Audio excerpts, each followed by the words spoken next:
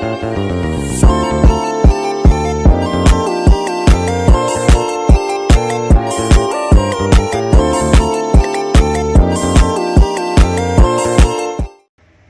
terhormat Bapak dosen pengampu mata kuliah Media dan Sumber Belajar Pendidikan Agama Islam, Bapak Dr. Usman, SAG, dan teman-teman sekalian. Assalamualaikum warahmatullahi wabarakatuh.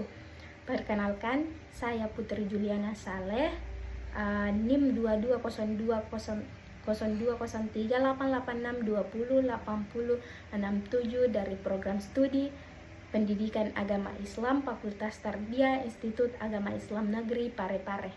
Di sini saya akan menjawab pertanyaan dari teman-teman yang diajukan pada kelompok saya. Namun terlebih dahulu saya akan memaparkan poin penting dari materi saya sendiri. Adapun materi saya yaitu dasar pertimbangan pemilihan media pembelajaran, di mana terdapat dua alasan, yaitu alasan praktis dan alasan teoritis.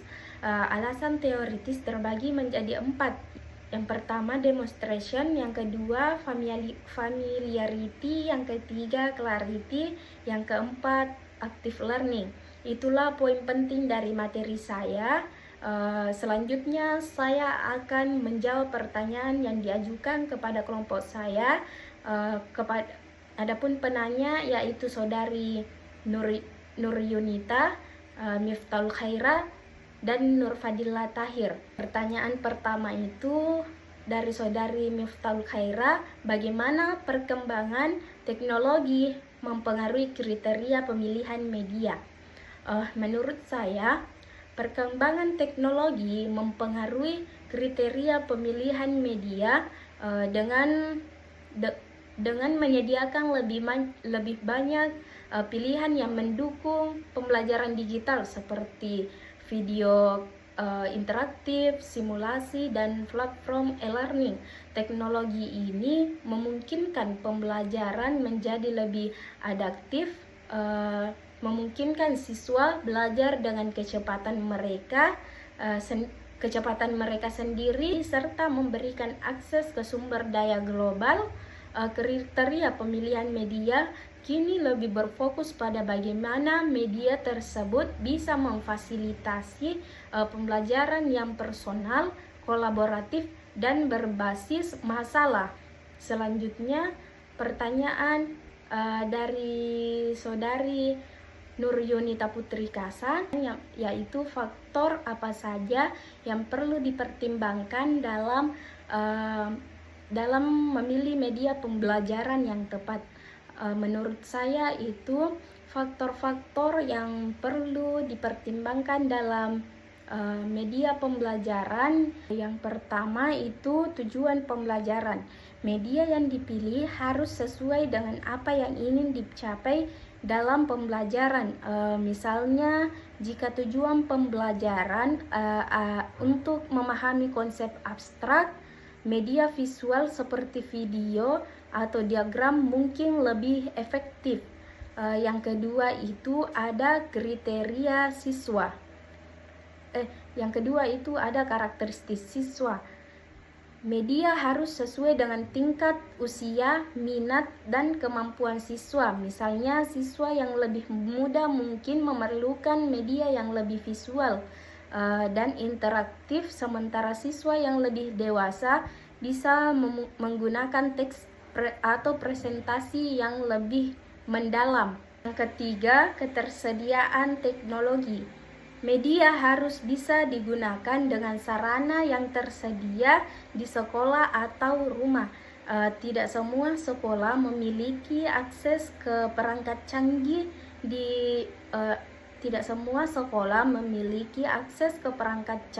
jadi media yang sederhana dan mudah diakses juga perlu dipertimbangkan. Yang keempat itu ada kemudahan penggunaan. Media harus mudah dipahami dan digunakan oleh guru dan siswa. Jika media terlalu kompleks, akan memakan waktu untuk mempelajarinya. justru membuat proses pembelajaran terhambat. Yang kelima, dukungan pedagogis. Media harus sesuai dengan metode pengajaran yang digunakan. Misalnya, jika pengajaran berbasis proyek, media mendukung kolaborasi dan penelitian mandiri akan lebih sesuai. Selanjutnya saya akan menjawab pertanyaan dari saudari Nur Fadila Tahir, di mana pertanyaannya yaitu bagaimana media yang menarik, interesting bisa membantu siswa lebih fokus pada materi pembelajaran. Menurut saya, media yang menarik membantu siswa lebih fokus pada materi pembelajaran dengan meningkatkan keterlibatan kognitif dan emosional. Elemen menarik seperti animasi, permainan edukatif atau visual yang jelas dapat mempermudah pembelajaran konsep sulit yang dapat mempermudah penyerapan konsep sulit. Selain itu, media yang menarik mampu mempertahankan perhatian siswa lebih lama, mengurangi kebosanan dan meningkatkan motivasi untuk belajar. Keterlibatan ini mengarah pada pemahaman yang lebih mendalam dan pengingat jangka panjang terhadap materi yang disampaikan. Sekian jawaban dari saya.